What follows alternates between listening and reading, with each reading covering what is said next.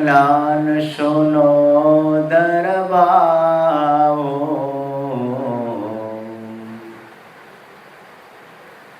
આદ અંત વરતાંત સુનાઓ,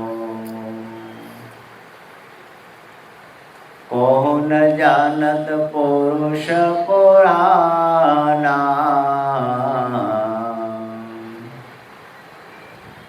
નિગમ પોકારત ગમ અયાના.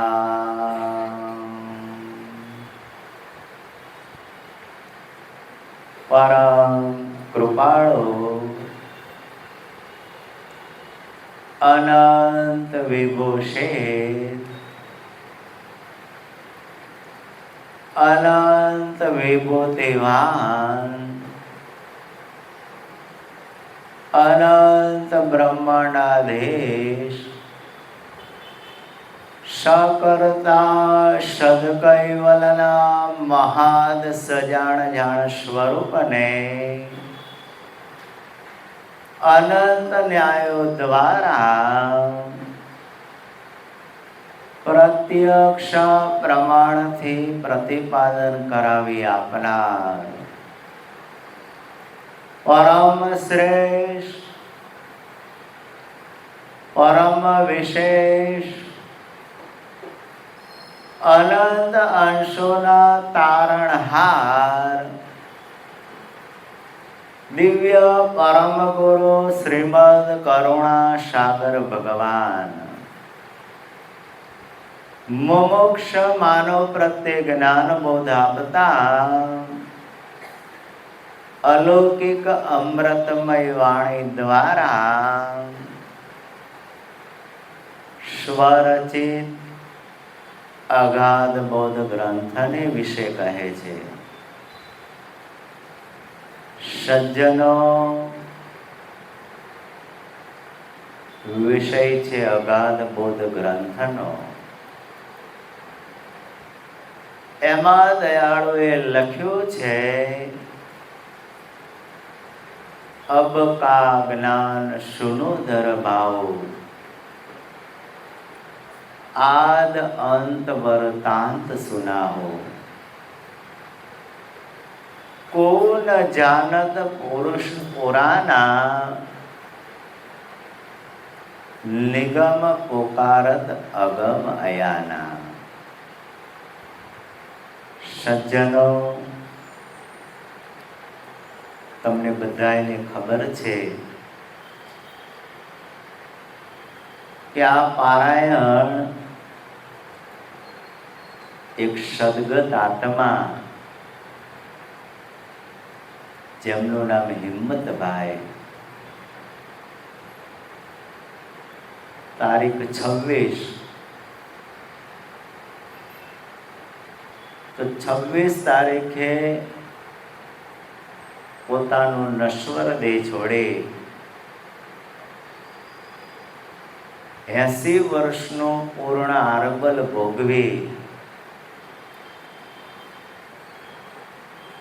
अने आपणी वच्चे एमणे चीर विदाय लीधी। चीर विदाय लख्યું છે जन्म छे तेनु मरण छे सर्जन छे नु विसर्जन छे अने उत्पत्ति छे ने एनो लय छे। पण महापुरुषो एवुं पण लखे छे कर्म वशात आवी मळे शुद्ध वित दारा दे लेवू देवू पूरु थाता मार्ग लागे ते। ज्यां सुधी आ मृत्यु लोकमां एमनुं सुकृत हतुं ने त्यां सुधी पोते रह्या 80 वर्षनो आरबल पूर्ण कर्यो अने आजे आपणी वच्चेथी एमणे चीर विदाय लीधी। चीर विदाय परम कृपाळु भगवान करुणा सागर ने आपणे प्रार्थना करीए આવેલું ચૈતન આત્મા તમારો છે, એને મીઠી ગોદમાં રાખજો, એને ચિરકાળ શાંતિ આપજો. અને કોઈએ લખ્યું છે, ઓ કરુણા ના કરનારા,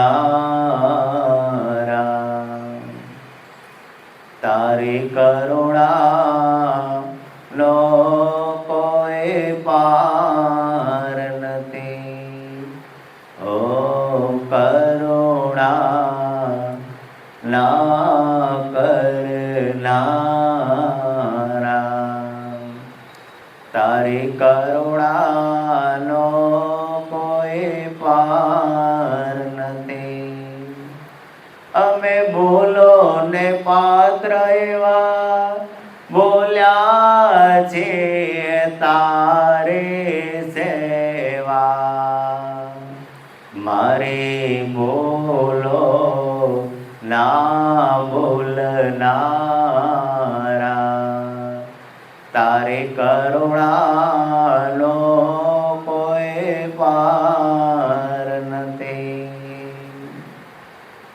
હો કરુણા ના કરનારા, તારી કરુણાનો કોઈ પાર નથી. એવા દિવ્ય પરમ ગુરુ કરુણાના સાગર છે, દયાના સાગર છે. જેમ ઘણી નદીઓ સાગરમાં મળી જાય છે, એમ બધી કરુણાઓ કરુણા સાગરમાં સમાયેલી છે. આવા જે કરુણા સાગર કહેવાય છે, દેવોને એક એક કરુણા આપી, પણ કરુણા સાગરમાં બધી કરુણાઓ સમાયેલી છે. અને કોઈએ લખ્યું છે, ઘણા દેવોની કરુણા વધે ને ઘટે, કરુણા સાગરની કરુણા કદી ન ઘટે. વાલા તારું શરણો સદા શોકકારે, પરમ શાંતે તણો તારું કૈવલ ધામ. વાલા તારું શરણો સદા શોકકારે.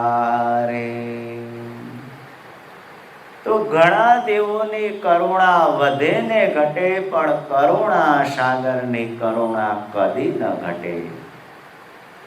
એવા કરુણા સાગર એ દયાળુ દયાના સાગર છે.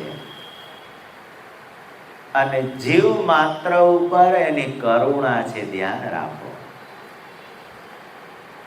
પણ આપણને આ મનુષ્ય દેહ મળ્યો, એ મનુષ્ય દેહ એક દિવસ આપણો એળે જાય છે, ધ્યાન રાખો. જન્મ લઈને આવ્યા તો છીએ, પણ એક દિવસ આપણો સમય પૂરો થશે. આપણે એક દિવસ આ મૃત્યુ લોકમાંથી વિદાય લેવી પડશે, ધ્યાન રાખજો. જેમ હિંમત બાપા શરીર છોડીને ગયા, એમ આપણે પણ એક દિવસ આ મૃત્યુ લોકમાંથી વિદાય લેવાની છે, ધ્યાન રાખો. કોઈ પણ ગાઢ અજર અમર કે અવિનાશી રહી શકતો નથી. આવ્યા છીએ તો એક દિવસ જવાનું છે. એટલા માટે દયાળુ કહે છે, આ મનુષ્ય જન્મ આપણને વારંવાર મળતો નથી. આ માનવ દેહની ઈચ્છા દેવતાઓ પણ કરે છે, અમને એકવાર મનુષ્ય દેહ આપો. તો દેવો પણ માનવ દેહની ઈચ્છા કરે છે. ધ્યાન રાખો. જ્યારે આપણને મળ્યો છે ને તો આપણને કિંમત નથી. આપણે તો શું વિચારીએ, હજી તો મારે બહુ જીવવાનું છે, હજી તો ભક્તિ કરવાની બહુ વાર છે. છોકરા મોટા થશે, વહુઓ આવશે, એના છોકરા થશે, પછી શાંતિથી હું ભક્તિ કરીશ. ના ભાઈ ના, ધ્યાન રાખો. કારણ કાલની કોઈને ખબર છે નહીં. એટલે મહાપુરુષો કહે છે, કાલની રે તમે વાતો કરો નહીં કાલની. આપણે તો બધું કોના ઉપર છોડી દઈએ છીએ? કાલ ઉપર. ધ્યાન રાખો. પણ આ મનુષ્ય દેહરૂપી અવસર મળ્યો છે. ધ્યાન રાખો. આ સાધન મુક્તિ કે મોક્ષનો માર્ગ છે. અને એમાં કહેવાય છે દયાળુએ આપણને 21,600 અજંપા આપ્યા. આ 21,600 અજંપા કાળના ખાતામાં ચાલ્યા જાય છે. ધ્યાન રાખજો. સ્મરણ વગરનો જે શ્વાસ જાય ને કાળના ખાતામાં ચાલ્યો જાય છે. અને ગંગા સતીએ લખ્યું છે ને, જોત રે જોતામાં દિવસો વિયારે ગયા રે બાઈજી. 21,600 કાળ ખાશે રે. 21,600 કાળ ખાશે રે.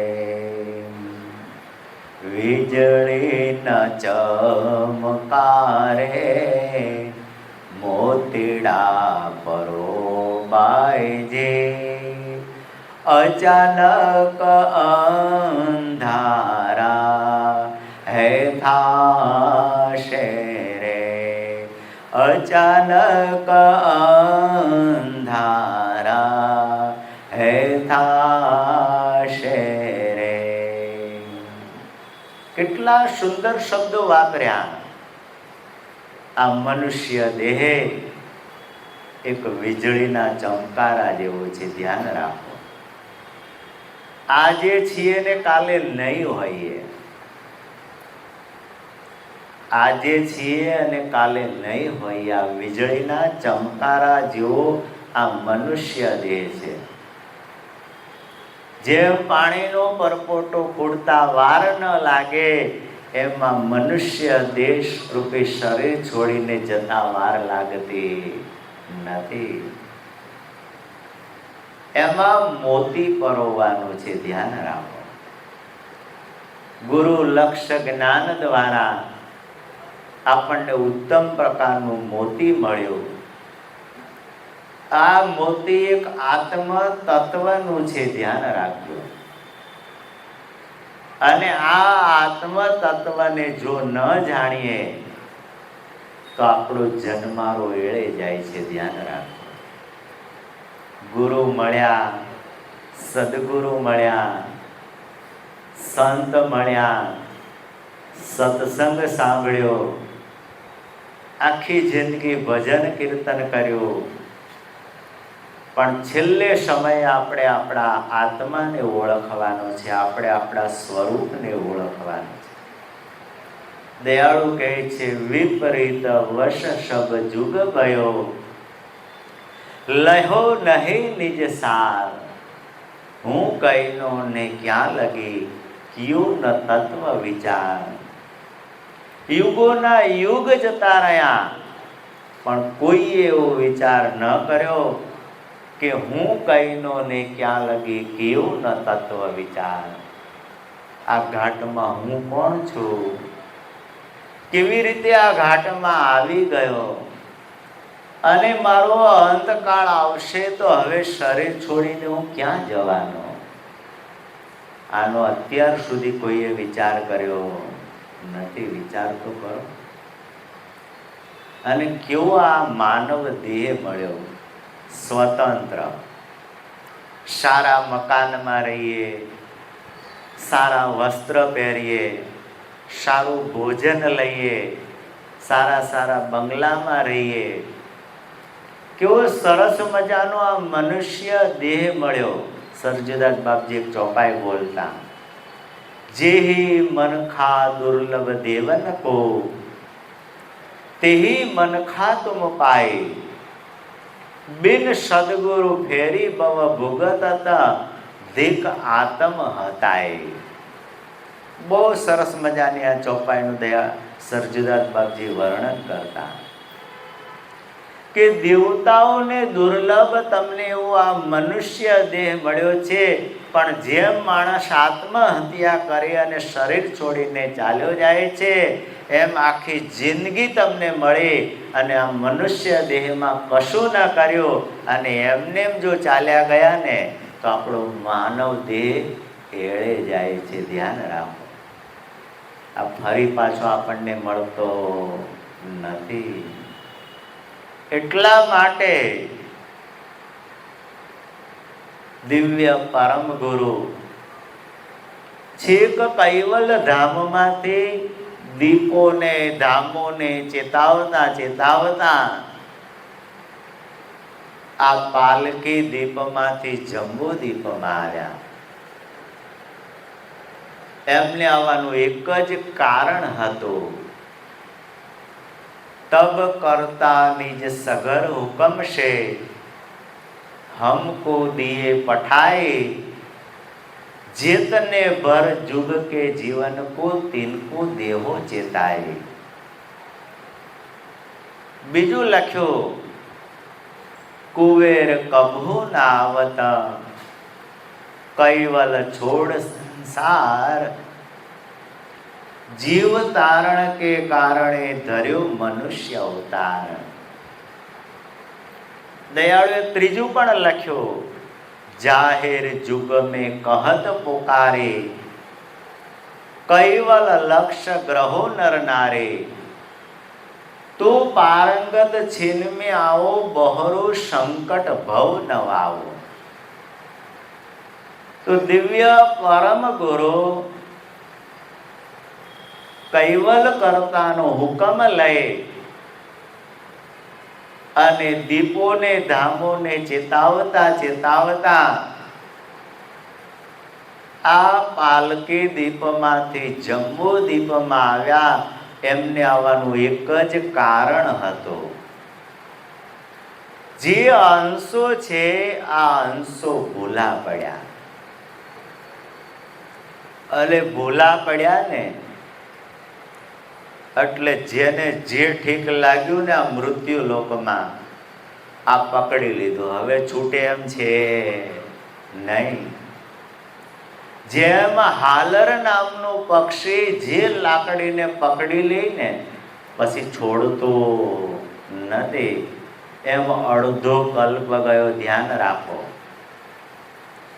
અને અડધો કલ્પ ગયો ને અડધા કલ્પની અંદર જેને જે ઠીક લાગ્યું ને એ પકડી લીધું. હવે કોઈનાથી છૂટી શકે એમ છે નહીં. કોણ છોડાવે? આમાંથી આપણને કોણ મુક્ત કરે? આ ભવબંધનમાંથી આપણને કોણ છોડાવે? આ જન્મ અને મરણના બંધનમાંથી આપણને મુક્તિ કે મોક્ષ તરફ કોણ લઈ જાય?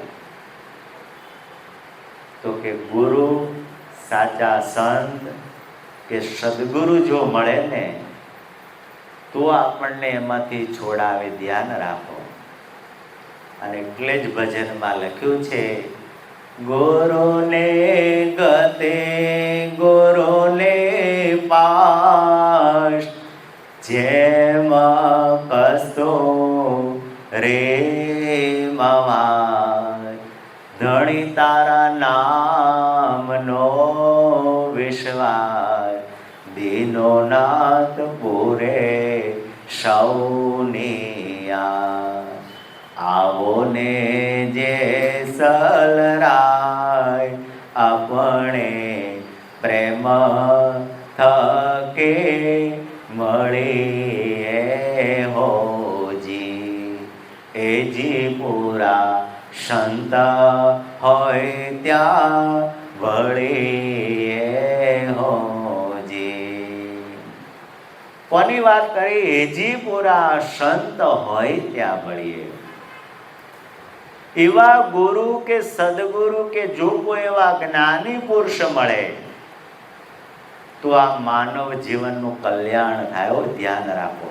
દયાળુ અગાધ બોધમાં લખ્યું છે, તો અજ્ઞાની ઝડક્યો પૂજો, પ્રગટ સદગુરુને જઈને બૂજો. હજુ થશે કે થઈ જા પરે, તેથી તો કારજ નહીં સરે. ધ્યાન રાખો. હજુ થશે કે થવાની વાટ છે એ જોતા નહીં. હાલ હમણે છતો. દયાળુ કહે છે, હાલ અત્યારે પ્રગટ કોણ છે? તો કે તેને શરણે જાતું જંત, જન્મ મરણ આણવો હોય અંત.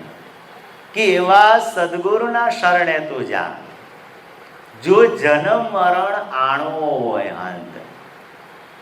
પણ લખ્યું છે ને, સાચે શાંતિ સંતોના સંગ મારે.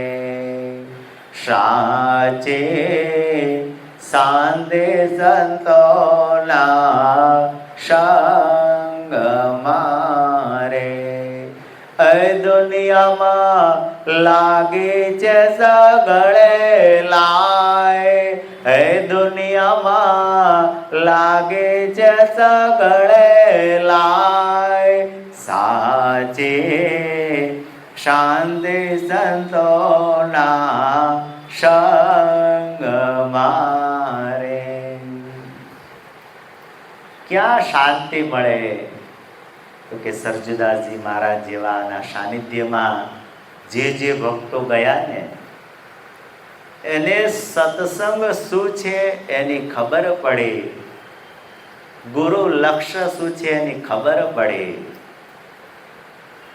અને આ મનનું સમાધાન ત્યારે જ થાય કે આપણે સાચા સંત મળે, સાચા સદગુરુ મળે, સાચા કોઈ એવા ગુરુ મળે, ત્યારે જ આ જીવનની અંદર શાંતિ થાય. ધ્યાન રાખજો.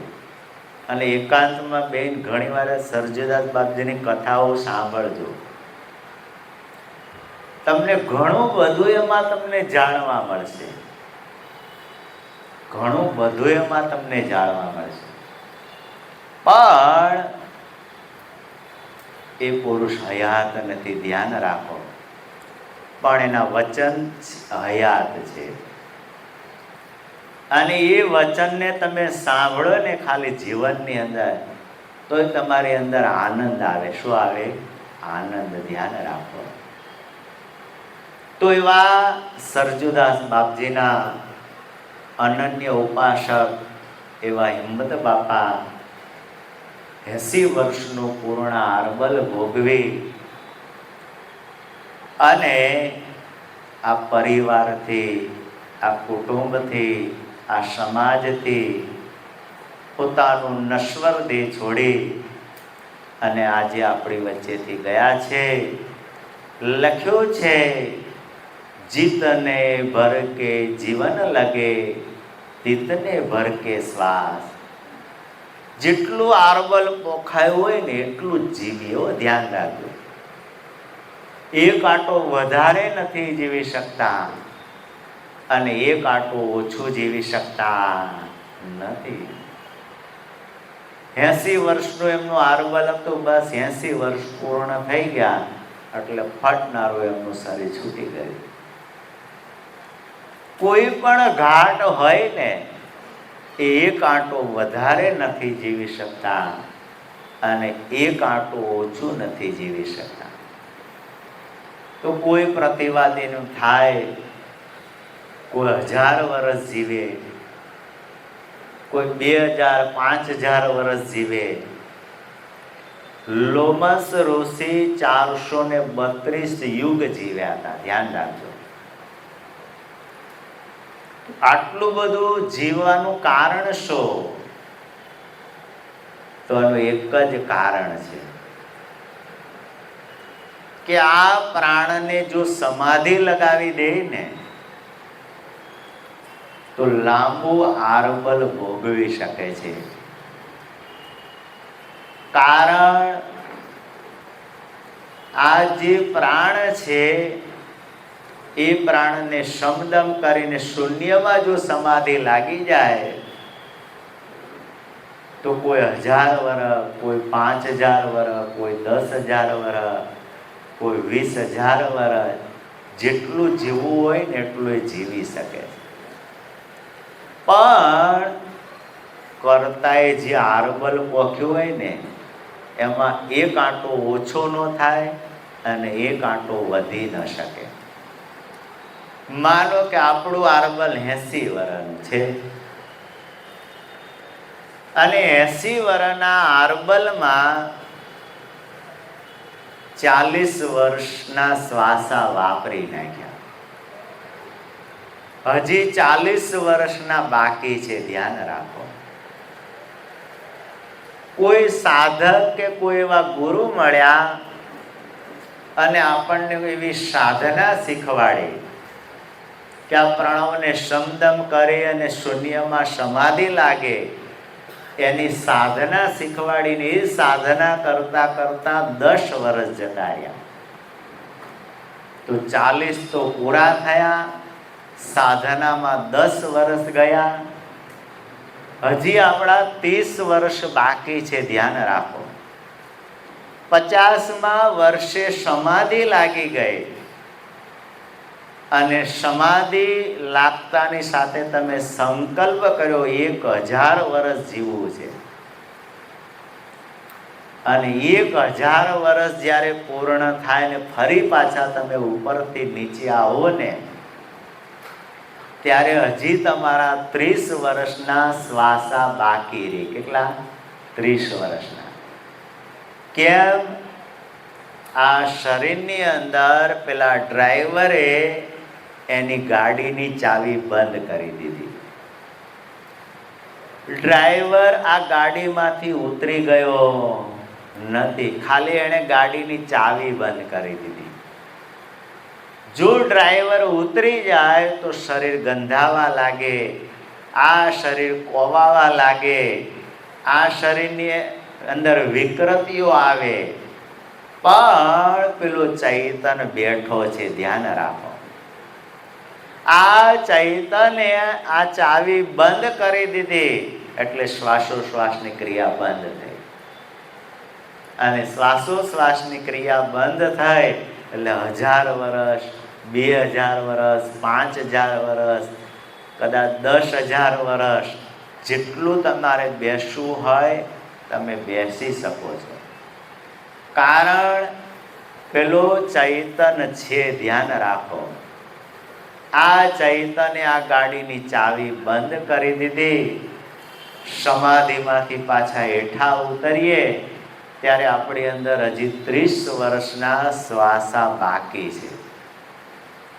આટલા શ્વાસા પૂર્ણ થાય પછી જ આપણું શરીર છૂટે. ત્યાં સિવાય છૂટી શકે નહીં. કારણ માતા પિતાના સંજોગ વખતે જે અંકુર પડી જાય ને ત્યારે આપણું આરબલ લખાય છે કે આપણે આટલું જ જીવવાના છે, એથી વધારે જીવવાના નથી. કારણ જીતને ભર કે જીવન લગે, તિતને ભર કે શ્વાસ. ઝાકા પડ્યા બૂંદ, તાકા પડ્યા લેખ. ધ્યાન રાખો. આ અંકુર જ્યારે પડી જાય ત્યારે આપણું આરબલ લખાઈ જાય છે. એક આટો વધારે નથી જીવી શકતા અને એક આટો ઓછું નથી જીવી શકતા. પણ આ મૃત્યુ લોકમાં આવ્યા છીએ ને, તો નક્કી કરી લેવાનું કે એક દિવસ આપણે પણ શરીર છોડીને જવાનું. તો દિવ્ય પરમ ગુરુ છેક કૈવલ ધામમાંથી આ જંબુ દીપમાં આપણને એક ઉપદેશ આપવા માટે આવ્યા છે, એક જ્ઞાન આપવા માટે આવ્યા છે. અહીંયા દયાળુ કહે છે, અબ કા જ્ઞાન સુનો દર ભાવ. દયાળુ આપણને શું આપવા માટે આવ્યા? તો કે જ્ઞાન આપવા માટે આવ્યા. પણ આપણે શું કરીએ? આ કાને સાંભળીએ ને આ કાને કાઢી નાખીએ કે ભાઈ મારા જે વાંચતા હોય સાચું જ વાંચતા હોય, ખોટું વાંચતા હોય નહીં. ના ભાઈ ના, ધ્યાન રાખો. જ્ઞાનને સમજવાનું છે અને જીવનમાં ઉતારવાનું છે. જેમ લોખંડમાં કાટ આવે એની મેળે, પણ કાટ એની મેળે જાય નહીં. જો લોખંડના કાટને કાઢવો હોય તો લોખંડને ઘસવું પડે. શું કરવું પડે? ઘસવું પડે. અને ઘસીને પછી ઉજળું કરો ને, અને જો પછી તમે એને પારસમણી અડાડો ને તો લોખંડનું સોનું થાય, નહીંતર થાય નહીં. એમ સંત છે, પારસમણી છે, આપણે છીએ ને લોખંડ છીએ. અને યુગોના યુગથી આપણને કાટ લાગ્યો છે. શું લાગ્યો છે? કાટ. અને એટલો બધો આમાં કાટ ચડી ગયો છે. હવે આ કાટ આવ્યો એની મેળે પણ જતો એની મેળે નથી. એને ઘસી ઘસી અને ઉજળો કરવો પડે. ક્યારે ઉજળો થાય? તો મહારાજે હમણાં સરસ મજાનું ભજન ગવડાવ્યું. સતસંગ વિના જીવતણો નવતાએ, કાય સુધારો. જેમ નાવ વિના મહાસમુદ્રનો કોઈ ન પામે આરો. તો આ માનવ ઘાટને જેમ જેમ સત્સંગ મળે ને એમ એના જીવનનો પલટો આવે, એના જીવન બદલાઈ જાય છે. ધ્યાન રાખો. અને ધીરે ધીરે આપણો કાટ ઉખડતો જાય ને ત્યારે આપણી અંદર ગુરુની કૃપા થાય, સંતની કૃપા થાય, ભગવાનની કૃપા થાય. આ બધી કૃપા આપણને થાય. પણ જ્યાં સુધી આ કાટ જાય નહીં ને ત્યાં સુધી આપણી અંદર અજ્ઞાન છે. અને અજ્ઞાન છે એટલે અંધારું છે, અને અંધારું છે એટલે આપણે અધમમાં અધમ જીવો છીએ. અને જો જ્ઞાનરૂપી પ્રકાશ થાય તો દયાળુ કહે છે આપણને મુક્તિ કે મોક્ષનો માર્ગ જડે, નહીંતર આ જડે એમ છે નહીં. તો એવા દિવ્ય પરમ ગુરુ છે કૈવલ ધામમાંથી આપણને જ્ઞાન આપવા માટે આવ્યા. અબ કા જ્ઞાન સુનો દર ભાવ. દયાળુ કહે છે મારું જ્ઞાન તમે સાંભળો. અને સાંભળતાની સાથે તમારું કલ્યાણ થશે. પણ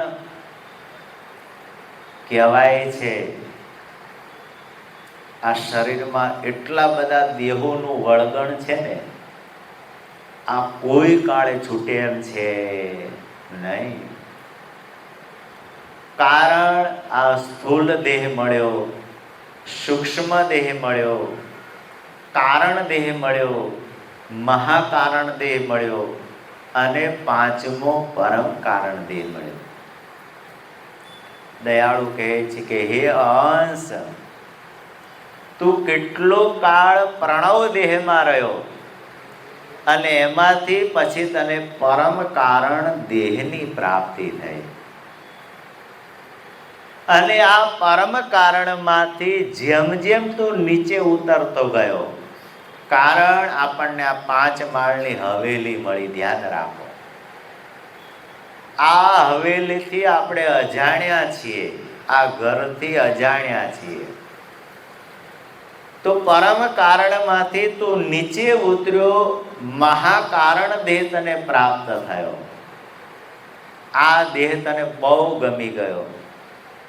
કારણ 4 તત્વ કારણનો દેહ છે. ધ્યાન રાખો, આનંદ, પ્રકૃતિ, મહાતત્વ કારણ અને ધનંજય તત્વ કારણ. આ દેહ પણ તને બહુ ગમી ગયો, એથી થોડોક તું નીચે આવ્યો, તને કારણ દેહ ગમ્યો. આ કારણ દેહ 3 ગુણનો છે, રજોગુણ, તમોગુણ અને સત્વગુણ. એથી તું પાછો નીચે આવ્યો, તને સૂક્ષ્મ દેહ ગમ્યો. એ 9 વાસના લિંગનો દેહ છે. ધ્યાન રાખો, 4 અંતસ્કરણ અને 5 માત્રિકા. મન, બુદ્ધિ, અહંકાર ને ચિત્ત, શબ્દ, સ્પર્શ, રૂપ, રસ અને ગંધ, આ 9 વાસના લિંગનો દેહ તને ગમ્યો. એથી નીચે આવ્યો એટલે સ્થૂલ દેહમાં આવી ગયો. અને આ સ્થૂલ દેહની અંદર 10 ઇન્દ્રિયો છે. ધ્યાન રાખો, તો ઉપરથી તું નીચે આવ્યો. હવે દયાળુ કહે છે તારે પાછું નીચેથી ઉપર જવાનું. બહુ કઠિન છે, ધ્યાન રાખજો. સહેલાઈથી જઈ શકાય એમ છે નહીં. કારણ દયાળુએ બહુ સરસ મજાની વ્યાખ્યા લખે. સ્થૂલ સૂક્ષ્મ કારણ તન જેહી, મહાકારણ પરમ વિદેહી. પરમ વિદેહી સોહી નિજ આપરૂપા, સો નીચે કરે તત્વયનુપા. જડ તન તજી લક્ષ વિવિધ વિભાગા, ચૈતન લક્ષ ચિતવન અનુરાગા. મકર તાર દોરી દમ શ્વાસા, તે મધ્ય કૈવલ હંસ નિવાસા. સોહંસાયાપનો નિજ આપો, દર્શ પરે એ ધ્યાન પ્રતાપો. જબ દર્શે હંસા એ ધ્યાનો, તબ અનુભવ ઉર હોય અવિલાનો. જબ અનુભવ ઉર પ્રગટે કરતા, ઈંડ પિંડ પોડી જાય સુરતા. જય કૈવલ પદ કો નિજ પરશે, દિવ્ય દષ્ટયા શબ્દ રશે. એહી પ્રકાર ધ્યાન નિત્ય કરના, મુક્ત રૂપ હોય વિશ્વ વિચરના. કેટલી સરસ મજાની આટલી ચોપાઈમાં ઘણું બધું કહી દીધું, પણ છતાં આપણી સમજમાં આવતું નથી. કેમ? ઉપરથી નીચે આવ્યા.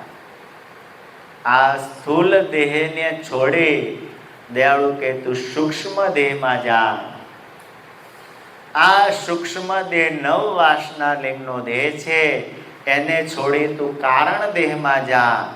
તો કારણ દેહ 3 ગુણનો છે, અને એને છોડી મહાકારણ દેહમાં જા. 4 તત્વ કારણનો છે, અને એને છોડી અને 5મા પરમ કારણ દેહમાં આવ. અને 5મું જો પરમ કારણ દેહ તને પ્રાપ્ત થશે ને, તો દયાળુ કહે છે આ 5મો પરમ કારણ દેહ એ વિદેહ દશાવાળો છે. કેવો છે? વિદેહ દશાવાળો. કારણ ત્યાં કોઈ પણ પ્રકારના સંકલ્પ ને વિકલ્પની ક્રિયા રહેતી નથી. આ દેહ આકાશ તત્વનો છે, ધ્યાન રાખો. અને પ્રાણની ગતિ 2.5 આંગળમાં થાય. કેટલા આંગળમાં? 2.5 આંગળમાં થાય. અને પ્રણવનું સ્વરૂપ શબ્દમ થઈ જાય. પણ ક્યારે પ્રાપ્ત થાય? તો કોઈએ લખ્યું છે, આસન સિદ્ધ કરો, દ્રષ્ટિ નાકે ધરો, જાપ સોહમ કરો, ભરમ ભાંગે, મૂલ કો બંધ કર, પવન કો ઉલટ કર, ગગન में જાય જहाँ જ્યોતિ જાગે. આસન સિદ્ધ કર, દ્રષ્ટિ નાકે ધર, જાપ સોહમ કર, ભરમ ભાંગે. સજ્જનો ધ્યાન રાખો. આપણા શરીરની અંદર 72,000 નાડીનો સંચાર કરેલો છે. અને 72,000 નાડીમાં 36,000 ડાબા પડખે છે અને 36,000 જમણા પડખે છે. ધ્યાન રાખો. જેને ડાબી કહેવાય ઈંગલા અને જમણી કહેવાય પિંગલા. એક ચંદ્ર નાડી છે અને બીજી સૂર્ય નાડી. કારણ માલિકે આ સૃષ્ટિની આધમાં કહેવાય છે જે 6 વૃત્તિ બનાવી. પ્રકાશ બ્રહ્મ વૃત્તિ, પછી સજીવન વૃત્તિ, ત્રીજી ઈચ્છા વૃત્તિ, ચોથી ક્રિયા વૃત્તિ અને પાંચમી સજીવન વૃત્તિ અને કર્તા અંશ વૃત્તિ. તો ક્રિયા વૃત્તિ દ્વારા તત્વોનું મિશ્રણ કર્યું. ધ્યાન રાખો. પુરુષના ભાગ પ્રકૃતિમાં પોખ્યા અને પ્રકૃતિના ભાગ પુરુષમાં પોખ્યા. આ ક્રિયાવૃત્તિ દ્વારા તત્વોનું મિશ્રણ કર્યું. આપણા શરીરની અંદર નિરંજનના 8 ભાગમાં જે 7 ભાગ છે ને સપ્ત ધાતુને વિશે પોખ્યા. નિરંજનનો 1 ભાગ વધ્યો, જેને જમણા પડખે મૂકવામાં આવ્યો એની સૂર્ય નાડી થઈ. જે અવ્યાકૃતના 2 ભાગ મૂક્યા, 1 ભાગ ડાબા પડખે મૂકવામાં આવ્યો એની ચંદ્ર નાડી થઈ.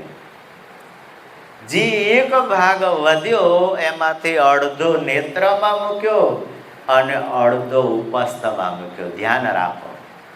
કારણ અનંગના 2 સેલાણી મકાન છે, નેત્ર અને ઉપાસના. એટલે દયાળુ લખ્યું છે, જ્યાં જ્યાં મોહા ત્યાં ત્યાં દ્રોહા, જ્યાં જ્યાં મોહા ત્યાં ત્યાં આત્મ દ્રોહા, આત્મ દ્રોહા ત્યાં નહીં જ્ઞાના, જ્ઞાન વિનાના જીવ નિદાના. કારણ દ્રષ્ટિ દ્વારા મોહ ઉત્પન્ન થયો અને ઉપસ્થ દ્વારા ક્રિયા કરી. ધ્યાન રાખો.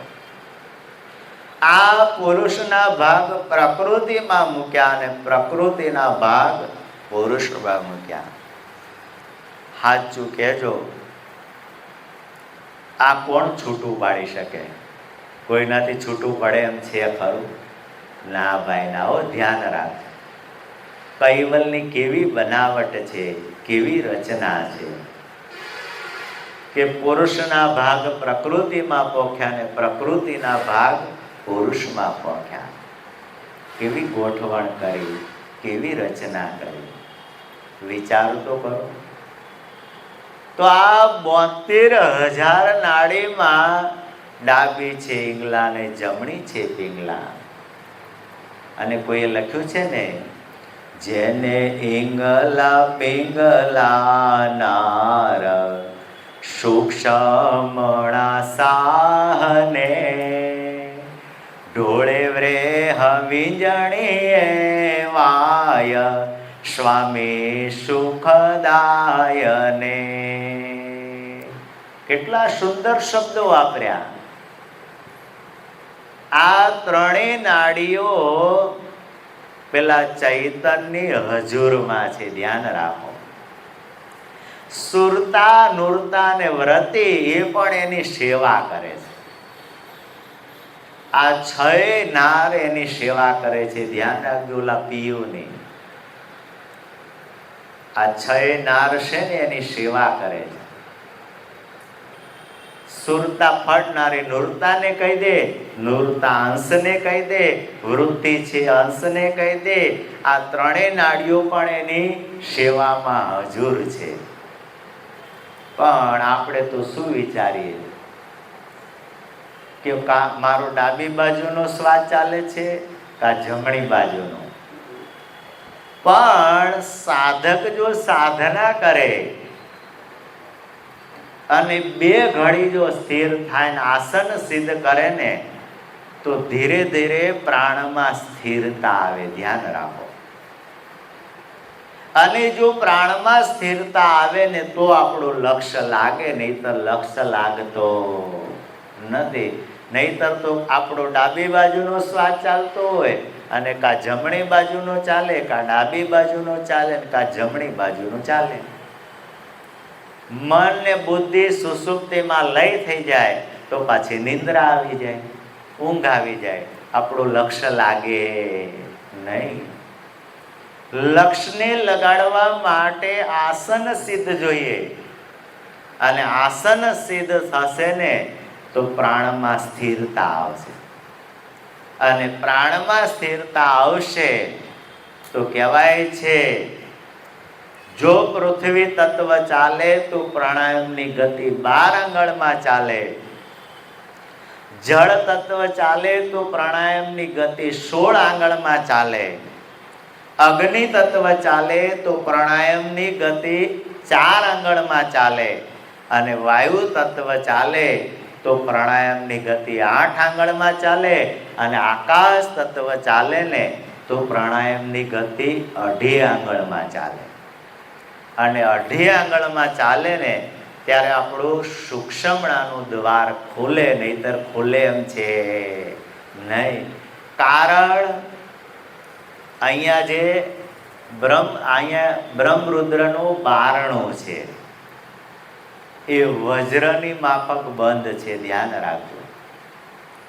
કોઈ કાળે પ્રણવના ધક્કાથી ખુલે ત્યાં સિવાય ખુલે એમ છે નહીં. અને ત્યાં પ્રકૃતિનું સામ્રાજ્ય છે અને ત્યાં શક્તિનો વાસો છે, એટલે મહામાયા. ધ્યાન રાખો. અને એટલે જ આપણે આમ આડો લીટો કરીએ છીએ એનું કારણ શું છે કે આ મહામાયા કોઈને નીચેથી ઉપર જવા દેતી નથી. કારણ ગળાથી નીચેનો ભાગ એને પિંડ કહેવામાં આવે અને આ માથું છે એને ઈંડ કહેવામાં આવે. અને નાસિકાના અગ્રભાગથી આખું આ બ્રહ્માંડ કહેવામાં આવે. ધ્યાન રાખજો. નાસિકાના અગ્રભાગથી આખું બ્રહ્માંડ કહેવામાં આવે. કારણ આખું વૈરાટ છે અને વૈરાટમાં કહેવાય છે પશ્ચિમથી પૂર્વ તરફનું પ્રાણાયામ ચાલે તો વૈરાટનો લેવાતો શ્વાસ કહેવાય. અને પૂર્વથી પશ્ચિમ તરફનો જો પ્રાણાયામ ચાલે તો વૈરાટનો મુકાતો પ્રાણાયામ કહેવાય. એમ આપણા ઘાટની અંદર પણ શ્વાસ લઈએ છીએ અને મૂકીએ છીએ. બસ આટલી આપણને ખબર પડે. એ સિવાય કાંઈ ખબર પડતી નથી. દયાળુ કહે છે જો પૃથ્વી તત્વ ચાલે તો કહેવાય છે રંગ પીળો હોય. કયો હોય? રંગ પીળો. કોઈ પણ જમીનમાંથી બીજક ઉગે એટલે પૃથ્વીના પટે કરે અને કહેવાય છે પીળા રંગનું હોય છે. કેવા રંગનું હોય છે? પીળા રંગનું. માતા બાળકનું પૈપાન કરે અને જે મળ છે તો એ પણ કેવા રંગનો છે? પીળા રંગનો. એ પૃથ્વીના પટે કરીને છે. અને જો પૃથ્વી તત્વ ચાલે તો દયાળુ કહે છે તમને પદાર્થ પ્રાપ્તિનો બહુ વિચાર આવે. કેમ? જાગ્રતમાં આપણું મન છે, અને જાગ્રતમાં આપણું મન છે એટલે પૃથ્વી તત્વ પ્રાધાન્ય હોય. એટલે સવારથી જ્યારથી ઉઠીએ, રાત્રે 10 વાગે, 11 વાગે, 12 વાગે સૂઈએ ત્યાં સુધી જાગ્રત અવસ્થા હોય. અને જાગ્રતમાં આપણું મન કામ કરતું હોય એટલે અલગ મલકના વિચારો આવે, બહુ વિચારો આવે. ધ્યાન રાખજો. કેમ? જાગ્રતમાં આપણું મન કામ કરે છે, અને મન કામ કરે છે એટલે આપણને પદાર્થ પ્રાપ્તિના વિચારો આવે. સાધક જો અંતરપટનો હિમાયતી હોય તો પ્રણવના વેગે કરી અને ખબર પડી જાય છે કે મારો શ્વાસ ભરાઈને નીકળે છે એટલે મારું પૃથ્વી તત્વ ચાલે. જો જળ તત્વ ચાલે તો કહેવાય છે નીચલી ધારે ઘસાઈને ચાલે. તમે પાણીનો લોટો ભરો અને પાણીનો લોટો ભર્યા પછી તમે આમ ઊંધો વાળો તો નીચે જ આવે, ઉપર જાય નહીં. તો પ્રણવ નીચલી ધારે જો ઘસાઈને ચાલે તો જળ તત્વનો પ્રભાવ વર્તે. અને જળ તત્વમાં પ્રાણાયામની ગતિ 16 આંગળમાં ચાલે. કેટલા આંગળમાં? 16 આંગળમાં. કદાચ માતા પિતા બંને કાળા હોય પણ જળ તત્વ જો પ્રાધાન્ય હોય તો બાળક દૂધ જેવું સફેદ થાય. કેમ? આ જળ તત્વનો પ્રભાવ છે. ધ્યાન રાખો. અને કહેવાય છે સુપત મુનિના પુત્ર પારાશર, આ પારાશર જ્યારે નાવમાં બેઠા હતા અને કહેવાય છે મત્સ્યગંધા, આ મત્સ્યગંધા પણ નાવમાં બેઠી હતી. આ પારાશર ઋષિએ વિચાર કર્યો કે યોગ બહુ સારો છે, જળ તત્વ પ્રાધાન્ય છે, અને મત્સ્યગંધા સાથે જો યોગ મળે અને એમાંથી જો સંતાન થશે ને એ બહુ બુદ્ધિશાળી થશે. અને કહેવાય છે કે એમાંથી જે સંતાન થયું ને એ વેદમ વ્યાસજી. ધ્યાન રાખજો, બહુ બુદ્ધિશાળી થયા. એટલા બધા બુદ્ધિશાળી થયા, એટલા બધા બુદ્ધિશાળી થયા કે આ વેદમ વ્યાસજીએ 18 પુરાણ બનાવ્યા. કેટલા બનાવ્યા? 18 પુરાણ. ધ્યાન રાખો. અને 18 પુરાણમાં ભગવાનના 18 ટુકડા કર્યા. તમે શિવ પુરાણ વાંચો એટલે તમને એમ થાય શિવની ભક્તિ કરવી છે, વિષ્ણુ પુરાણ વાંચો એટલે વિષ્ણુની ભક્તિ કરવી છે, દેવી પુરાણ વાંચો એટલે તમને એમ થાય બસ દેવી સિવાય બીજું આ જગતમાં કોઈ છે નહીં. એટલા બધા બુદ્ધિશાળી થયા. પણ જ્યારે વેદમ વ્યાસજીને નારદ મળ્યા અને નારદે આત્મા પરમાત્માનો લક્ષ્ય સમજાયો. શું સમજાયો? આત્મા પરમાત્માનો લક્ષ્ય. કોઈ પ્રતિવાદી એમ થાય આત્મા પરમાત્માનો લક્ષ્ય એટલે શું? સૂક્ષ્મણા ખોલવાનો ઉપાય. આ જ્યારે વ્યાસજીની સૂક્ષ્મણા ખોલે અને અનુભવ થયો ત્યારે એને એમ થયું ઓહો, મેં તો પુરાણો રચ્યા, મેં તો ભગવાનના 18 ટુકડા કરી નાખ્યા. જ્યારે પોતાને અનુભવ થયો ત્યારે એણે ભાગવત 11 સ્કંધની રચના કરી. અને ભાગવત 11 સ્કંધમાં જ્ઞાન માર્ગ શ્રેષ્ઠ છે. ધ્યાન રાખજો. એટલે આખું ભાગવતમાં 11મું સ્કંદ કોઈ વાંચતું નથી. કારણ ભાગવતમાં 12 સ્કંદ છે અને 18,000 શ્લોક છે. કેટલા? 18,000. ધ્યાન રાખજો. કદાચ 2-5 વર્ષ વાંચે ને તો ભાગવત ખૂટે નહીં. પણ જ્યારે વ્યાસજીને અંદર જ્ઞાન થયું, અનુભવ થયો, અનુભવનો પ્રદેશ પ્રાપ્ત થયો, જ્યારે સૂક્ષ્મણા એને ખોલે ત્યારે એને ખબર પડે કે આ પ્રદેશ તો કંઈક અલૌકિક અને આધ્યાત્મિક છે. પણ મેં તો જે પુરાણો બનાવ્યા એમાં ભગવાનના 18 ટુકડા કરી નાખ્યા. વિચારો તો કરો. પણ નારદ વ્યાસજીને પણ આત્મા પરમાત્માનો લક્ષ્ય વ્યાસજીને નારદે સમજાવ્યું. તો આપણી અંદર પણ સૂક્ષ્મણાનો પ્રવાહ ચાલે છે, ધ્યાન રાખો. તો આ જળ તત્વ એ બુદ્ધિ પ્રાધાન્ય છે, ધ્યાન રાખજો. અને જળ તત્વમાં તમને શાંતિના વિચારો આવે. બસ હવે આપણે ક્યાંય જવું નથી, ભગવાનનું સ્મરણ કરીએ, આ શાંતિથી બેસીએ, કોઈ પણ પ્રકારના વિચારો બહુ ઉઠે નહીં. અગ્નિ તત્વ ચાલે, ધ્યાન રાખો. ક્રોધના વિચારો આવે. કેવા વિચારો આવે? અને અગ્નિ તત્વમાં ક્રોધના વિચારો આવે એટલે પ્રાણાયામની ગતિ 4 આંગળમાં ચાલે. અને કોઈ પણ જ્વાળાને પ્રગટાવો તો ઉપર જ જાય, નીચે આવે નહીં. આ અગ્નિ તત્વનો પ્રભાવ છે. નાસિકાના અગ્રભાગેથી જે શ્વાસ નીકળે ને એ ઉપલી ધારે ઘસાઈને ચાલે. આ અગ્નિ તત્વનો પ્રભાવ છે, ધ્યાન રાખો. કારણ એમાં ક્રોધના વિચારો આવે અને એનો રંગ લાલ છે.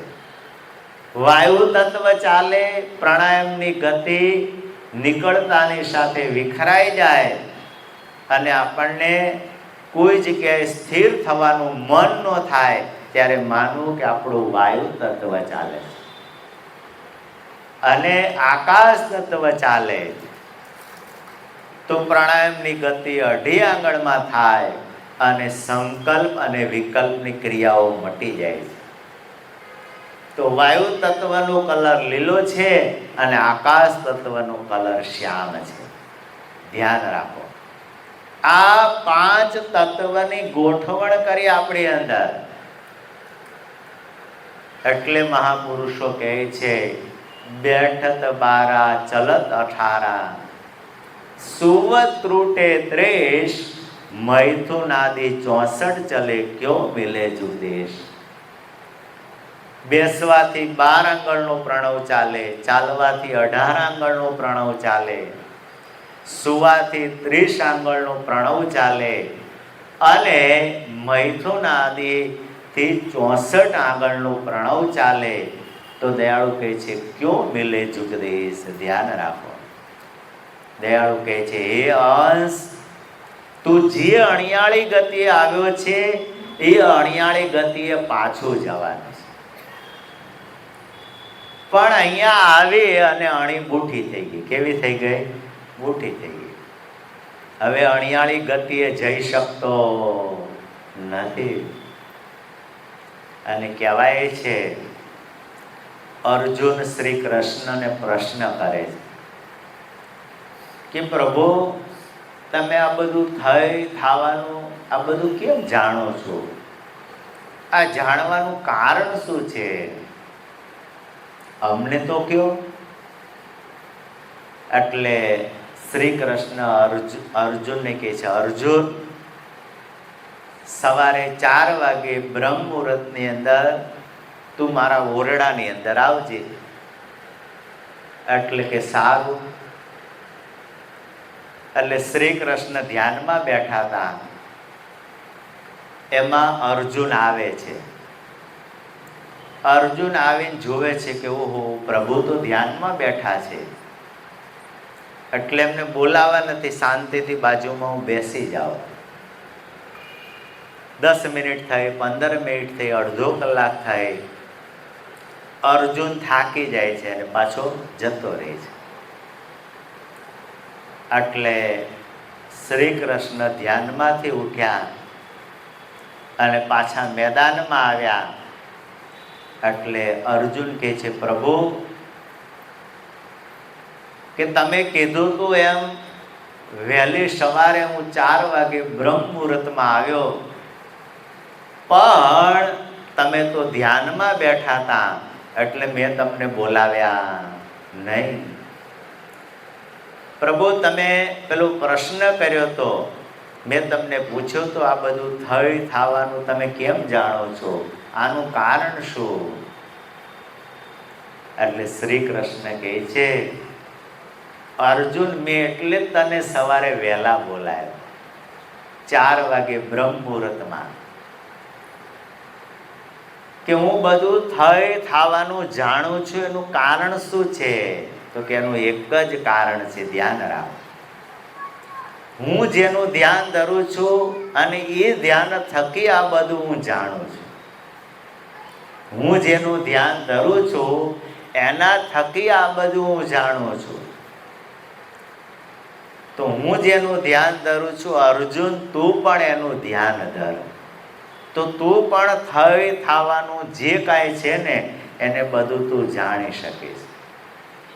પણ લખ્યું છે ને, ગુરુ જ્ઞાન ધ્યાન અવિલાન આહો નિસકીજીએ, 8 પહર અંગયો મંગ પરમ રસ બીજીએ, તેને નવ રહે જીવ જંજાલ પાલ મનને વિશે, નવ વ્યાપે રાગ ને દ્વેષ રહે સતગુરુ પખે, તેનું સમરણ શુદ્ધ વિચાર સંતને ચે કર્યા, કોટે વિષ્ણુ અનંતય પાર એહે વિધિ ઓદર્યા. ગુરુ જ્ઞાન ધ્યાન અવિલાન અહો નિશિકીજીએ. સાચું કહેજો, આપણે સવારમાં વહેલા ઉઠીને કેટલું બેહીએ છીએ. આપણે આપણા મનથી વિચાર કરવા. ના ભાઈ ના, હો, ધ્યાન રાખજો. જેમ સવાર થાય ને બહુ સરસ મજાની ઊંઘ આવે. આવે કે ન આવે? સાચું કહેજો. અને પછી શું વિચારીએ? એ તો હજી આપણે બહુ વાર છે ભક્તિ કરવાની. એ તો ઉંમર થશે ને ત્યારે કરીશું, ત્યાં સિવાય આપણે કરવાની નથી. ત્યાં ધ્યાન રાખજો. અહીંયા દિવ્ય પરમ ગુરુ કહે છે, જાગ્રતમાં અતિ ઉજાગ્રત થવાનું છે. અને જો અતિ ઉજાગ્રત થશો ને તો આપણે આ અજ્ઞાન રૂપ ચાદર ઓઢીને આપણે સૂતા છીએ. એમાંથી આપણે બહાર નીકળવાનું છે, એમાંથી આપણે મુક્ત થવાનું છે. સક્ર ચિંતામણીમાં લખ્યું છે ને, ऐसे ही जीव भव भोगत सुपन निंदय गनाल सदगुरु मेरा टेरन जिनो जागृत करन उगना जागृत बैसो जानिए जुग जाहिर जे जा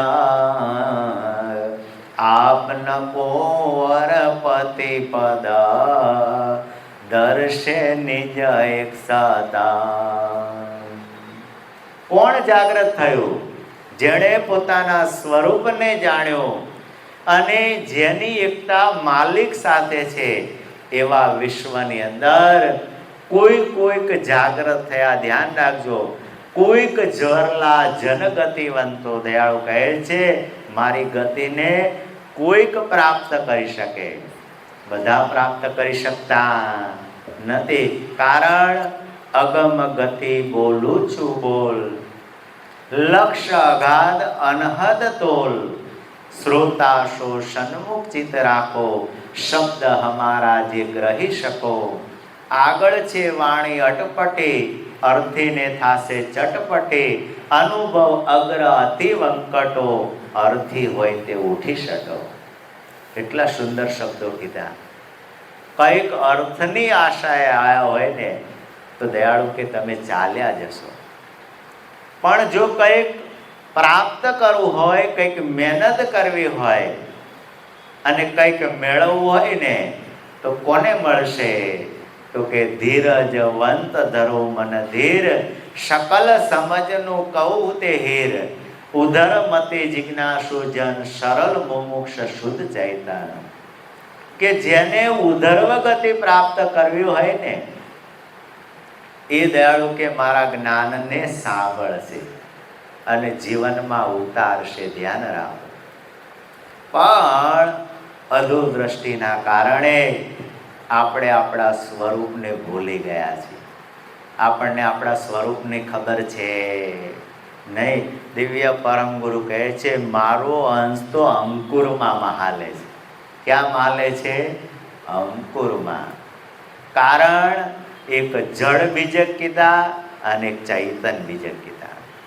જળ બીજકનું જામણ પૃથ્વી છે અને ચૈતન બીજકનું જામણ બ્રહ્મ છે. ધ્યાન રાખજો.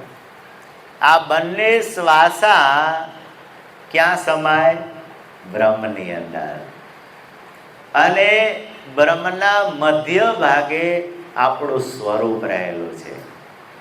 આ સ્વરૂપ જો આપણને ઓળખાઈ જાય, આપણને પ્રાપ્ત થઈ જાય તો આ જીવનનો બેડો પાર થઈ જાય. વાર લાગે એમ છે નહીં. પણ આપણે તો શ્વાસ લઈ છે, મૂકી છે, લઈ છે, મૂકી છે. એટલે મહાપુરુષો કહે છે કાયા કુંડુ જળનું બન્યું, તે મધ્યે શ્વાસા સ્તંભ સરે, નેન નાસિકાએ માછલી ઉડાવે તો એને દ્રૌપદી વરે. ધ્યાન રાખજો. અર્જુનને કહે છે મચ્છ વેદન કરવાનું છે અને માછલી ફરે છે. ધ્યાન રાખજો. એની આંખને વિંધવાની છે. અને પણ કેવી રીતે? તો કે ત્રાજવામાં પગ મૂકવાના. ક્યાં મૂકવાના? પગ મૂકવાના. નીચે પાણીનું કુંડું છે, એમાં ધ્યાન રાખવાનું છે. અને ઉપર માછલી ફરે છે, એ પાણીમાં દેખાય છે અને એ માછલીને વિંધવાની છે. ક્યારે વિંધાય? વિચાર તો કરો. જો આ પલ્લું આમ કરવા જાવ તો પેલું ઊંચું થાય, પેલું ઊંચું કરવા જાવ તો પેલું ઊંચું થાય. પાણીમાં ધ્યાન રહીને અને માછલી ફરે છે તો એની આંખને કેવી રીતે વિંધી શકે? વિચાર તો કરો. એટલા માટે દયાળુ કહે છે નૈન નાસિકા ત્રિય તંત સારા, તબ સુલજે નિજ લક્ષ વિચારા, ચંદ સૂરજ ત્રિવેણી સંબંધા, તબ પ્રકૃતિ પાવે શાંત ધંધા.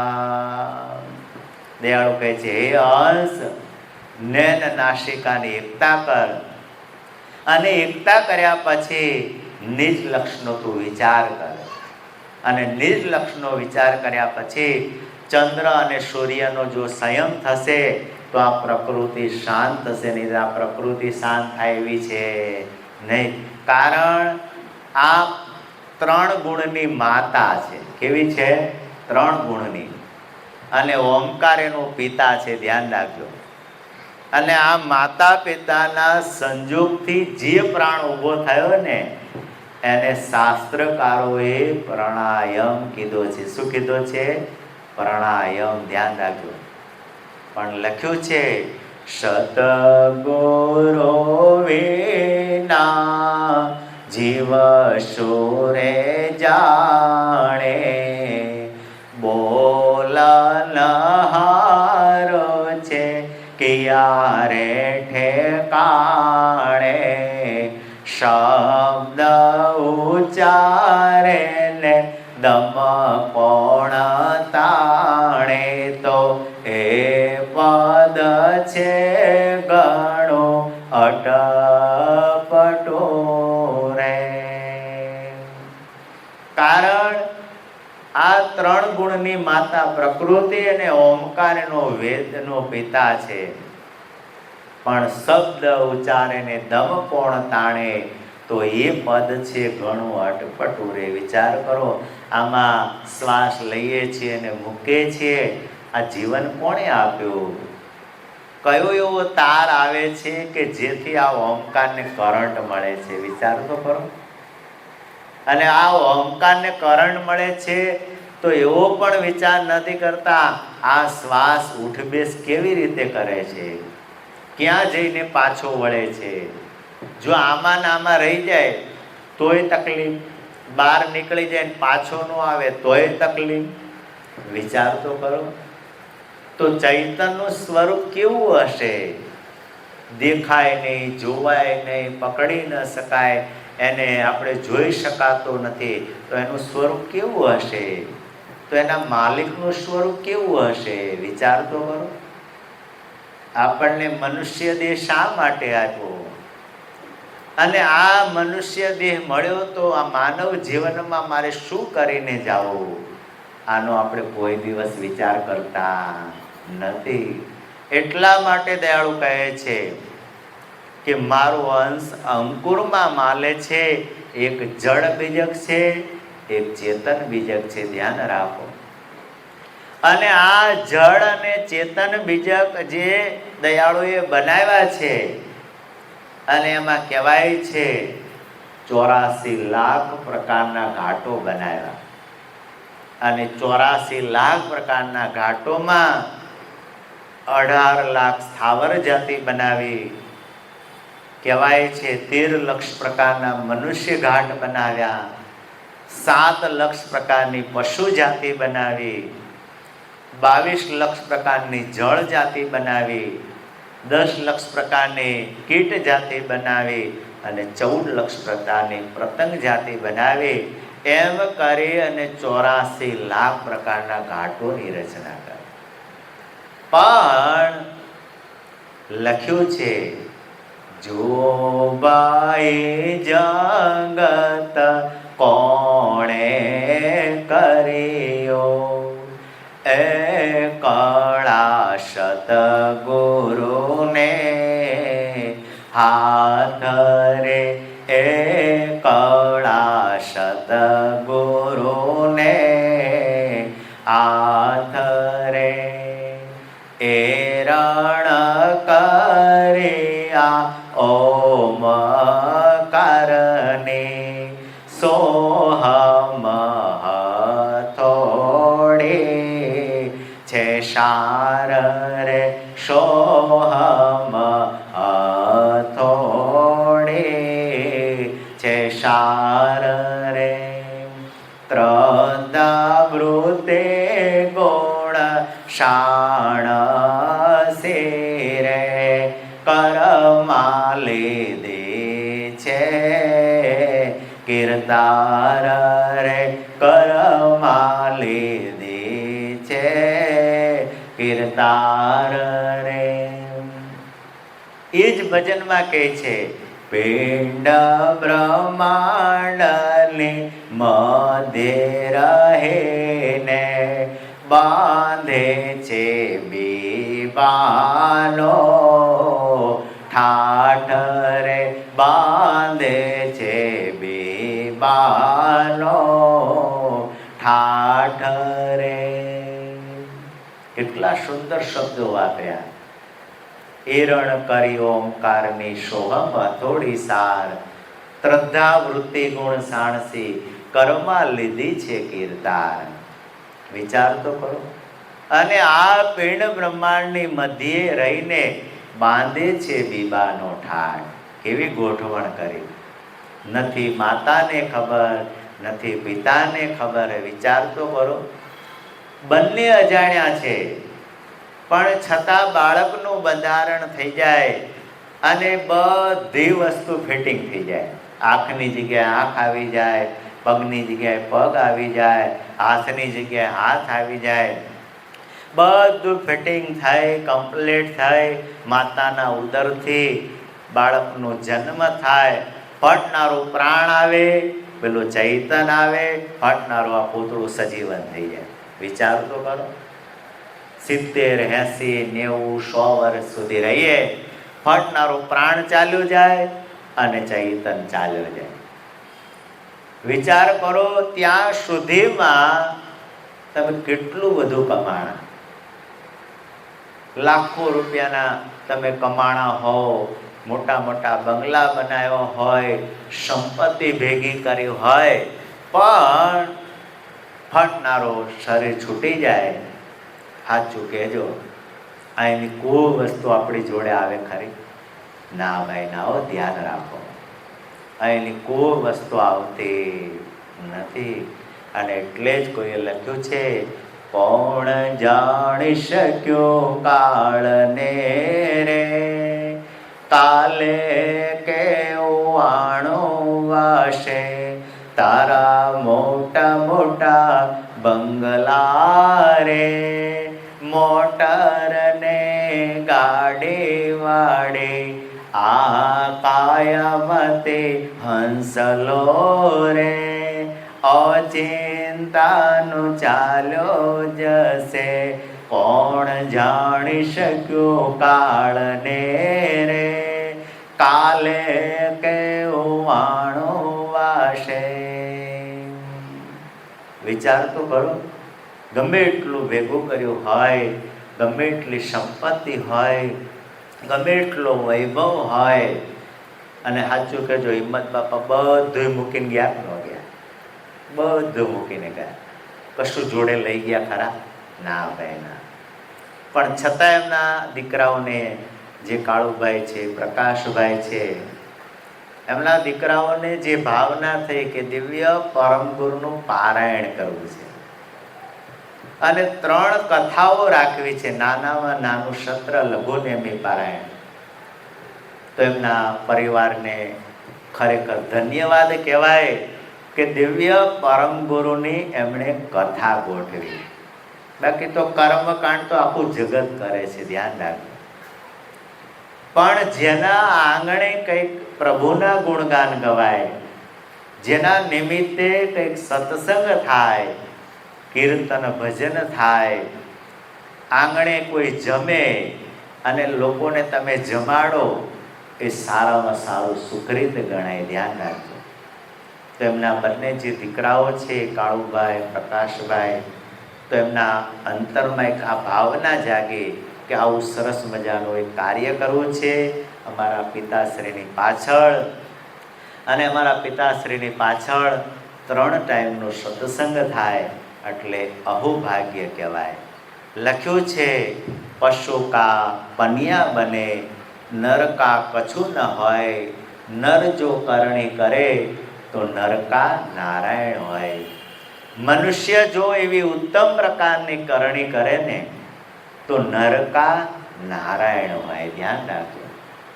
બાળકનો જન્મ થાય એટલે આપણે આનંદમાં આવી જાય, તો મારે ત્યાં દીકરાનો જન્મ થયો, દીકરાનો જન્મ થયો, કેટલા બધા ખુશ હોય, કેટલી બધી મીઠાઈઓ વેચે. પણ દીકરો રડતો હોય, આપણે બધા ખુશ હોઈએ. એસી કરણી કર ચલો, જગ રોવે ઓર તુમ હસો. આ મનુષ્ય દેહમાં એવી કરણી કરો કે જગત રડે, અને હસતા હસતા આપણે જાણ સહિત પ્રભુના જો શરણમાં જઈએ અને સજાણ જાણે કરીને જો મુક્ત દ્વારે જઈએ ને પ્રભુના શરણમાં હસતા હસતા, તો એના જેવું આ મૃત્યુ લોકમાં બીજું કોઈ વસ્તુ છે નહીં. દયાળુ કહે છે, હે હંસ, તું જે જાણ લઈને આવ્યો છે એ જાણ લઈને તારે પાછું જવાનું છે, પણ અહીંયા આવી અને આ જાણ ગુમાવી દીધી. ધ્યાન રાખજો. અને આ જાણ ગુમાવી દીધી એટલે આપણને આપણા સ્વરૂપની ખબર છે નહીં. અહીંયા દયાળુ કહે છે, અબ કા જ્ઞાન સુનો દરબાઓ, આદ અંત વરતાંત સુનાઓ, કહો ન જાનત પુરુષ પુરાના, નિગમ પોકારદ અગમ અયાના. દયાળુ કે કહુ ન જાનત પુરુષ પુરાના. દયાળુ કે હું કૈવલ ધામનો વતની છું, પુરુષ પુરાણા. ધ્યાન રાખજો. જેમ માલિક પુરાણા છે, આવતાય નથી, જતાય નથી, તો એવા માલિક પુરાણા છે. વિશ્વ છે તોય છે, અને વિશ્વ નહીં હોય તો પણ છે. તો એમનું પરમ વિશેષ અંશ તરીકે દિવ્ય પરમ ગુરુ કે હું આ જગતમાં આવ્યો છું. માતા પિતાના રજગુણથી જન્મેલો નથી, દયાળુ કહે છે. ધ્યાન રાખજો, સ્વયં પ્રગટ થયો, ધ્યાન રાખજો. જેમ મહાત્મા કબીર સાહેબ 1464ની સાલમાં આવ્યા, એમ દિવ્ય પરમ ગુરુ 1829માં આવ્યા. પાકા તત્વનો દેહ ધારણ કરી 1829માં દિવ્ય પરમ ગુરુનું આગમન થયું. ધ્યાન રાખજો, જગતના જીવોને જ્ઞાન આપવા માટે આવ્યા છે. કોહુ ન જાનત પુરુષ પુરાના. દયાળુ કે આ વિશ્વની અંદર મને કોઈ જાણવા સમર્થ છે નહીં.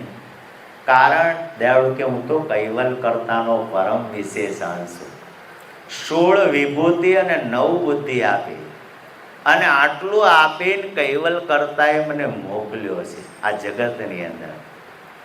અને કૈવલ કર્તાએ મોકલ્યો છે એટલે કૈવલનો સંદેશો લઈ અને આ વિશ્વની અંદર હું આવ્યો છું. જાહેર જુગ મેં કહત પુકારી, કૈવલ લક્ષ્ય ગ્રહો નર નારી. કે આ કૈવલ લક્ષ્ય લઈ અને આ વિશ્વની અંદર કે હું આવ્યો છું. પણ દયાળુ કહે છે, નયતી નયતી કરી પીછે લટક્યા, બ્રહ્મા જાય કમલ મેં ભટક્યા, શંકર જય શમશાન બસાયા, शून्य शिखर का ધ્યાન લગાયા. અહીંયા દયાળુ કહે છે, નેતિ નેતિ કરી પીછે લટક્યા, બ્રહ્મા જાય કમલ મેં ભટક્યા. રજોગુણી કમળની અંદર બ્રહ્માજી જેવા બ્રહ્માજીને પણ ભટકવું પડ્યું. શંકર જય શમશાન બસાવ્યા, શંકરે પણ ધ્યાન લગાવી સમાધિની અંદર શૂન્ય શિખરમાં જ્યોત સ્વરૂપને નક્કી કર્યો. શૂન્ય શિખર કા ધ્યાન લગાયા. તો શંકર જેવા શંકરે 10,000 વર્ષ તપસ્યા કરી, અને 10,000 વર્ષની તપસ્યામાં એણે શૂન્ય શિખરમાં ધ્યાન લગાવી અને જ્યોત સ્વરૂપ એણે નક્કી કર્યું. એટલે અહીંયા દયાળુ કહે છે, નેતિ નેતિ કરી પીછે લટક્યા, બ્રહ્મા જાય કમલ મેં ભટક્યા. આ ત્રણેયની દેવોની સુરતા આ જ્યોતિ સુધી ગઈ, અને જ્યોતની પાર બ્રહ્મ છે, અને બ્રહ્મની પાર 11 ધામ છે, અને 11 ધામની ઉપર કૈવલ ધામ છે. ધ્યાન રાખો, સાચું કહેજો, આપણી સુરતા ક્યારે જશે, ક્યારે પહોંચશે? અને બ્રહ્માંડની વાત કરી છે કે પૃથ્વીથી બ્રહ્મધામ 400 કરોડ અને 80 લાખ યોજન છેટું છે. માપી લેવાનું આપણે ફૂટપટ્ટી લઈ, 400 કરોડ અને 80 લાખ યોજન. ક્યારે આપણી સુરતા ત્યાં પહોંચશે, વિચાર તો કરો. એટલા માટે અહીંયા દયાળુ કહે છે, આ ત્રણેય દેવોની સુરતા જ્યોતિ સુધી ગઈ, અને જ્યોત સ્વરૂપ કિયા નિર્ધારા, યહાં લો 4 વેદ કા બેવા. દયાળુ કહે છે, અહીંયા 4 વેદનું વાક્ય સમાપ્ત થઈ જાય છે, અને 4 વેદની અંદર 12 મહાવાક્ય છે. સદ, ચિદ અને આનંદ, અયંગ, અહો અને નિર્મળ, અહમ, બ્રહ્મ અને અસ્મિ, અને સદ, ચિદ અને આનંદ, તમપદ, તત્પદ અને અશિપદ. આ 4 વેદોના 12 મહાવાક્ય છે, અને 4 વેદો કહેવાય છે. અને 4 વેદોમાં અથર્વ વેદ મોટો છે, પેલા 3 વેદ નાના છે. આ 4 વેદમાંથી 6 શાસ્ત્ર થયા, અને 6 શાસ્ત્રમાંથી 6 ઋષિઓ અભ્યાસ કર્યો, અને 6 ઋષિઓનો સિદ્ધાંત અલગ અલગ આવ્યો, અને આ 6 શાસ્ત્રોનો નિચોડ કાઢી અને 18 પુરાણોની રચના થઈ છે. વિચાર તો કરો. તો આવા 6 મુનિઓએ અભ્યાસ કરી અને 6 શાસ્ત્રની રચના કરી. પણ દયાળુ કહે છે, આ 4 વેદની અંદર એક જ વાત આવે, બ્રહ્મ સત્ય અને જગત મિથ્યા, બ્રહ્મ સત્ય અને જગત મિથ્યા. દયાળુ કહે છે, બ્રહ્મે સત્ય છે, જગત પણ સત્ય છે. કારણ બ્રહ્મ એ માલિકનો પ્રકાશ છે અને જગત માલિકનો સંકલ્પ છે અને સંકલ્પના વેગ સુધી આ જગત ચાલ્યા જ કરે છે. એમાં જન્મે છે, મરે છે, જન્મે છે, મરે છે. જ્યો જ્યો આગે પાંગળે, પીછે પીછે પરલાય, મધ્ય મધ્ય મહલતા, યુગોના યુગ વયા જાય. એમાં જન્મ થાય છે, મૃત્યુ થાય છે. ધ્યાન રાખજો. આજે છીએ, કાલે નથી, આજે છીએ, કાલે નથી. ધ્યાન રાખજો. આ ચક્ર સમયનું ચક્ર છે અને એ સમયના ચક્રમાં બધાયને આવવું પડશે. પણ અહીંથી ગાંઠ છૂટે એટલે 84નો ગાંઠ. ધ્યાન રાખજો. કારણ કે એમાં કઈ ખાણમાં નાખી દે એનું કોઈ નક્કી છે નહીં. એટલા માટે જો ભક્તિ, સ્મરણ, ગુરુ કંઠે આપણે કંઈક ભક્તિભાવ જો કર્યો હશે ને તો કામ આવશે, નહીતર આવશે નહીં. નકર તો સુરતા છેલ્લે ક્યાં રફે દફે થઈ જાય ને એનું કોઈ નક્કી છે નહીં. એટલે દયાળુ કહે છે, એ અંશ તો અંતરપટમાં જા, નિયમ સ્વરૂપે થા અને તારા અંતરાત્માની અંદર ખોજ કર. અને ખોજ કર્યા પછી તું નક્કી કર તું પોતે કોણ છો. અને નક્કી કરીશ તો દયાળુ કહે છે, રાખ વિશ્વાસ પ્રકાશ સર્વ તુજમે, ભોજમે વાસ કર જોને બાલે, કૈવલ અંશ નિજ વંશ તન તાહેરો, જાહેરો જગ જગે લે નિહાલે. દયાળુ કહે છે, રાખ વિશ્વાસ પ્રકાશ સર્વ તુજમે, ભુજ મેં ભાસ્કર જોને ભાલે, કૈવલ અંશ નિજ વંશ તન તાહેરો, જાહેરો જગ જગે લે નિહાલે. કે કૈવલનો અંશ છે એ તારી અંદર છે જ, એને તું જોઈ લે, એને તું નિહાળી લે, એને તું પ્રાપ્ત કરી લે. તો આવા ચૈતન્ય સ્વરૂપને આપણે જાણવાનું છે. અને આ સ્વરૂપની જો ઓળખાણ થશે અને પોતાના સ્વરૂપે થઈશું તો માલિકના સ્વરૂપ સાથે આપણી એકતા થશે. અને એકતા થશે તો જ અંશ જન્મ મરણના બંધનમાંથી મુક્ત થઈ અખંડ એવું કૈવલ પદ અંશને પ્રાપ્ત થાય છે. શ્રીમદ કરુણા સાગર ભગવાન